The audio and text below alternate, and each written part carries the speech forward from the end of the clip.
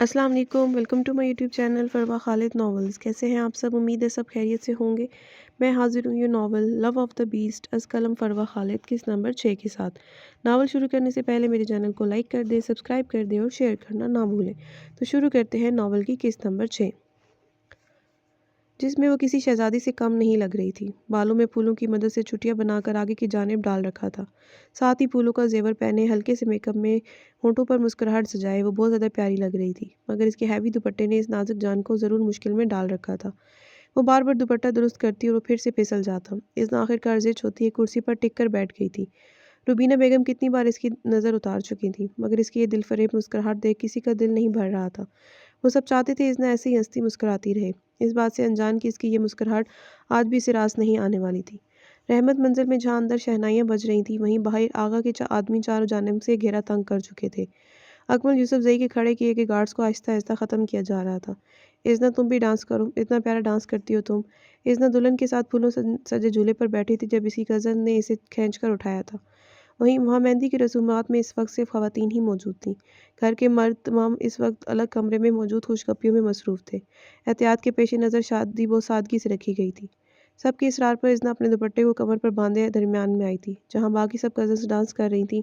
जब इसी लम्हे इस हाल नमा कमरे की खिड़की के बाहर एक नकाब पोश आन खड़ा हुआ था। पर्दा हटाने पर सामने का मंजर देख इसकी निगाहें साकित हुई थी, जहाँ सामने ही वो हसीन दोशीज़ा पैर सर से पैर तक सजी संवरी झूमने में मसरूफ़ थी। इस शख्स ने फ़ौरन चारों जानिब निगाहें दौड़ाई थीं, कहीं कोई इसकी बीवी को इस रूप में देख तो नहीं रहा था। जब इसी लम्हे इसकी नज़र हाल कमरे में से पर्दे के पीछे से सर निकाले खड़े मुलाजिम पर पड़ी थी, जो देख इस बीस्ट ने एक सेकंड के लिए भी नहीं सोचा था और वहीं खड़े खड़े निशाना दाग दिया था, जो सीधा इस शख्स के वजूद में पेवस्त हुआ था। इसकी इसकी सलंसर लगी गन की आवाज़ किसी को नहीं आई थी, मगर ऐन दरवाजे में गिरते खून में लथपथ शख्स को देख वो सब ख़वातीन चीख उठी थी, जबकि वहाँ मौजूद इज़्ना की निगाहों ने बेख्तियार चारों जानिब देखा था और फ़ौरन से पहले दुपट्टा उतारकर अपने वजूद को लपेट लिया था। ज़रदाद ने बहुत गौर से इसकी ये हरकत मुलाहिज़ा की थी। तमाम मर्द हज़रात भी अपनी बंदूकें उठाए बाहर भागते हुए वहाँ आए थे। इस मुलाजिम को उठाकर हॉस्पिटल ले जाया गया था। ज़रदाद वहाँ से पलटा था। इसे शायद जो खबर मिली थी वो झूठी खबर थी, मगर जैसे ही ज़रा आगे हुआ, इसके कानों में इज़्ना यूसुफ ज़ई की दिलखराश चीख सुनाई दी थी। वो फ़ौरन वापस पलटा था, जहाँ सामने इसका बाप इज़्ना के सर पर बंदूक रखे इसके बालों को जकड़े खड़ा नज़र आया था। ज़रदाद ने अपनी मुठियाँ भींच ली थीं। अगर अपने बाकी ख़ानदान वालों की सलामती चाहते हो तो अपनी इस बेटी को हमारे हवाले कर दो। आगा अकमल यूसुफ ज़ई मुखातिब था, जो अपनी जगह साकित से खड़े इज़्ना को एक बार फिर से खतरे के मुंह में जाते देख रहे थे। इज़्ना ने भीगती आंखों से अपने बाबा को देखा था। इसके दिल ने शिद्दत से एक शख्स को पुकारा था, वही इसके बाबा को इस अज़ियत से निकाल सकता था। इतनी सी देर थी जब वो शख्स अपने मखसूस अंदाज में गोलियां बरसाता अंदर दाखिल हुआ था और आगा के मौजूद लोगों की गर्दनें उड़ाता चला गया था। आगा ने खौफज़दा निगाहों से ज़रदाद की जानिब देखा था, जिसकी बंदूक का रुख अब इसकी जानिब था। रहमत मंजिल में खून की नदियां बहते देख वहाँ मौजूद लोगों की रूहें काम गई थीं।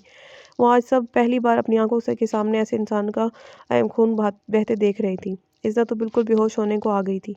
इससे पहले कि ज़रदाद आगा पर गोली चलाता, नूरेज़ पता नहीं कहाँ से आकर अपने बाप की ढाल बनकर खड़ा हो गया था। शायद अब इसे भी यकीन हो चुका था कि इसका बड़ा भाई इस पर किसी सूरत गोली नहीं चलाएगा। आगे से हट जाओ नूरेज़, ज़रदाद गज़बनाकी से धाड़ा था, जबकि अकमल यूसुफ ज़ई हैरत से ज़दा से खड़े ज़रदाद को अपने बाप और भाई का मुकाबला करते देख रहे थे।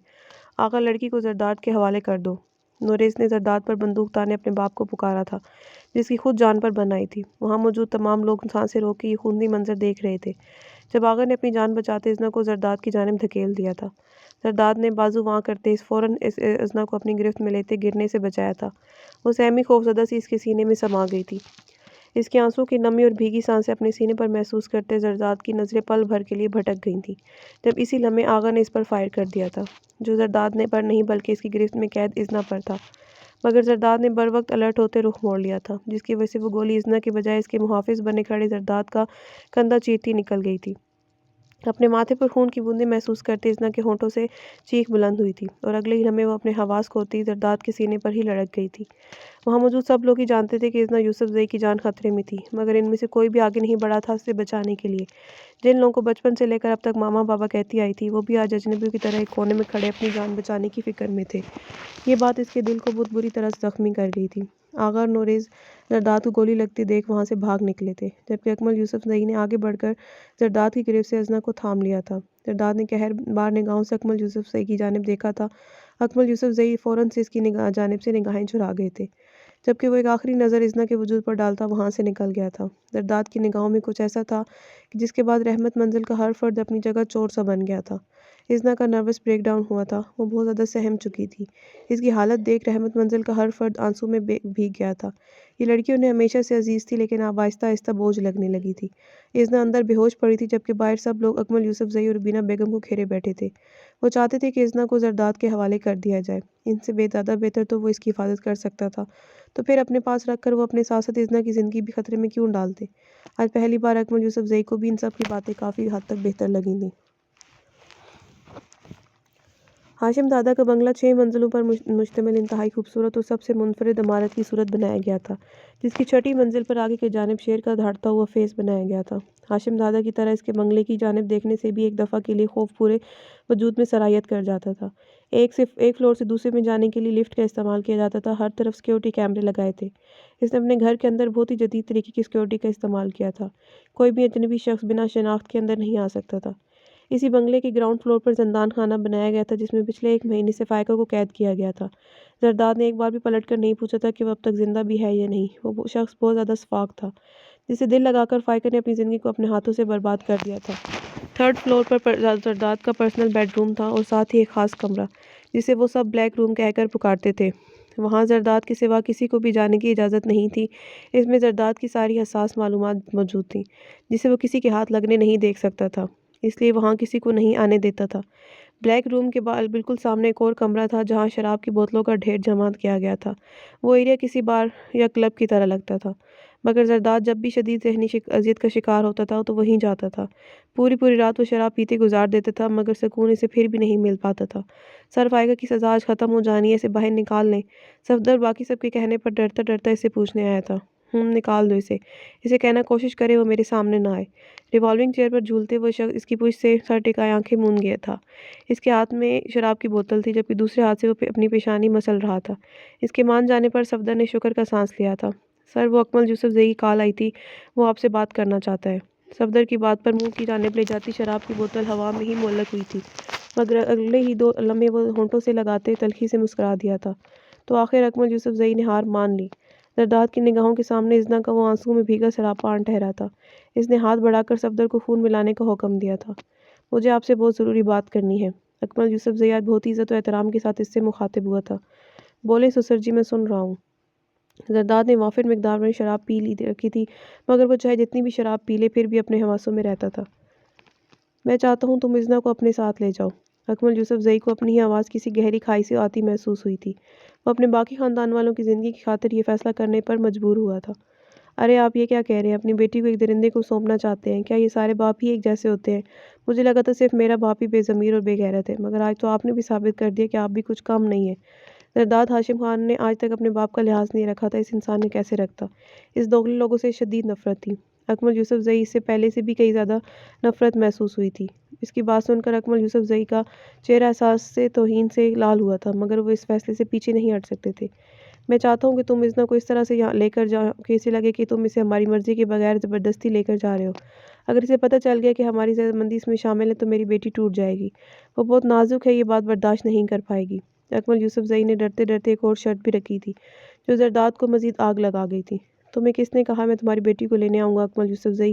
مجھے اس لڑکی میں کوئی دلچسپی نہیں ہے، نہ میں اسے اپنے ساتھ رکھنے کا خواہش مند ہوں۔ میں صرف تم سے انتقام لینے کی خاطر تمہیں اور تمہارے خاندان کو ٹارچر کر رہا تھا۔ دیکھنا چاہتا تھا کہ تم جیسا خود غرض انسان کب اپنی خود غرضی دکھائے گا۔ ویسے ایک بات سچ سچ بتانا، اگر ازنا یوسف زئی تمہاری سگی بیٹی ہوتی تو کیا اسے بھی ایسے ہی مجھ جیسے درندے کے آگے پیش کر دیتے، جو کب اپنے مقابل انسانوں کاٹ کر پھینک دے، اس کا کوئی بھروسہ نہیں۔ اتنا وحشی حیوان ہوں میں، پھر بھی اپنی اس لڑکی کو میرے حوالے کرنے کا فیصلہ کر دیا جسے اپنی سگی بیٹی کہتے ہو تم۔ تف ہے تم پر۔ زرداد ہاشم خان نے اکمل یوسف زئی سے اپنا انتقام پورا کر لیا تھا۔ اب وہ ازنا یوسف زئی کو طلاق دے کر اپنی زندگی سے نکال پھینکنے والا تھا۔ اسے کسی بھی انسان کی اپنی زندگی سے وابستہ نہیں کرنا تھا، مگر نہ جانے کیوں بار بار وہ روئی گلابی آنکھیں اس کے سامنے آتی اس کا سکون غارت کر دیتی تھیں۔ کیا تکلیف ہے اس لڑکی کو؟ زرداد نے وحشت کے عالم میں شراب کی بوتل دیوار پر دے ماری۔ وہ اپنی گن نکالتا اپنی جگہ سے اٹھا تھا۔ وہ اس لڑکی کے روبرو جا کر اسے اپنی زندگی سے نکالنے کا ارادہ رکھتا تھا، تاکہ آئندہ وہ لڑکی اس کے ذہن میں کبھی نہیں آئے، مگر وہ یہ نہیں جانتا تھا کہ وہاں جا کر اپنی زندگی کی سب سے بڑی غلطی کرنے والا ہے۔ اس نے اس واقعے کے بعد خود کو کمرے میں بند کر لیا تھا۔ سب گھر والے خود سے کھنچے سے معلوم ہوئے تھے۔ وہ خود کو ان سب کی خوشیوں کا قاتل سمجھنے لگی تھی۔ جب اس گھر میں کوئی خوشحالی آتی تھی وہ ان سب کی خوشیوں کو اداسی میں بدل دیتی تھی۔ اگر اس کی وجہ سے اس گھر میں کسی کو نقصان پہنچا تو وہ خود کو کبھی معاف نہیں کر پائے گی، مگر وہ یہ نہیں جانتی تھی کہ وہ ان سب لوگوں کی مجرم نہیں بلکہ یہ سب اس کے مجرم تھے۔ وہ تو ان سب کی ڈھال بن کر کسی مہرے کی طرح استعمال کی جا رہی تھی۔ اس وقت سادہ سے سیاہ رنگ کے شفون کے جوڑے میں دوپٹے کو نماز کے سٹائل میں لپیٹے جائے نماز پر آن کھڑی ہوئی تھی۔ جب اسی لمحے زرداد ہاشم خان نے اس کے ٹیرس پر قدم رکھا تھا، بنا آہٹ پیدا کیے وہ ٹیرس کا دروازہ کھولتا اس کے روم میں داخل ہوا تھا۔ جب سامنے ہی ازنا اسے جائے نماز پر کھڑی پوری خشوع و خضوع کے ساتھ نماز پڑھتی دکھائی دی تھی۔ اس کا پورا دھیان نماز کی جانب تھا۔ اس کمرے میں زرداد کی موجودگی کا احساس نہیں ہو سکا تھا، جو اسے نماز پڑھتا دیکھ عجیب سے احساس کا شکار ہوا تھا۔ بہت عرصے بعد وہ اپنے سامنے کسی کو نماز پڑھتے دیکھ رہا تھا۔ سالوں پہلے اس نے اپنی ماں کو ایسے نماز پڑھتے دیکھا تھا۔ حیرت انگیز طور پر وہ 20 نما انسان اس لڑکی کو ڈسٹرب کیے بغیر بیڈ پر آن لیٹا تھا۔ بیڈ کا راؤنڈ سے ٹیک لگائے دونوں بازو سینے پر باندھے ہوئے اسے تکے جا رہا تھا۔ ازنا پوری طرح سے اس کے سامنے تھی۔ زرداد کی نظریں جائے نماز میں دھن سے اس کی گلابی نرم و گداز پیروں پر پڑی تھیں۔ ازنا کا باقی وجود اس کے بڑے سے دوپٹے میں ڈھکا ہوا تھا۔ زرداد کو اسے نماز پڑھتے دیکھ عجیب سا سکون محسوس ہونے لگا تھا، وہ سکون جو شراب کی نہ جانے کتنی بوتلیں پی جانے کے بعد بھی اس کے دماغ کو نہیں مل پاتا تھا۔ نماز پڑھنے کے بعد ازنا اپنے رب کی بارگاہ میں دونوں ہاتھ اٹھائے اس سے نہ جانے کیا مانگنے لگی تھی۔ بے اختیار زرداد کا دل چاہتا کہ کاش اس کی دعاؤں میں وہ بھی شریک ہو، مگر اگلے ہی لمحے وہ اپنی سوچ پر مسکرا دیا تھا۔ وہ اتنا خوش قسمت کبھی نہیں رہا تھا اور نہ اس نے اس لڑکی کے ساتھ کبھی اتنا اچھا سلوک رکھا تھا کہ وہ اس کے لیے دعائیں مانگتی۔ ناول جاری ہے۔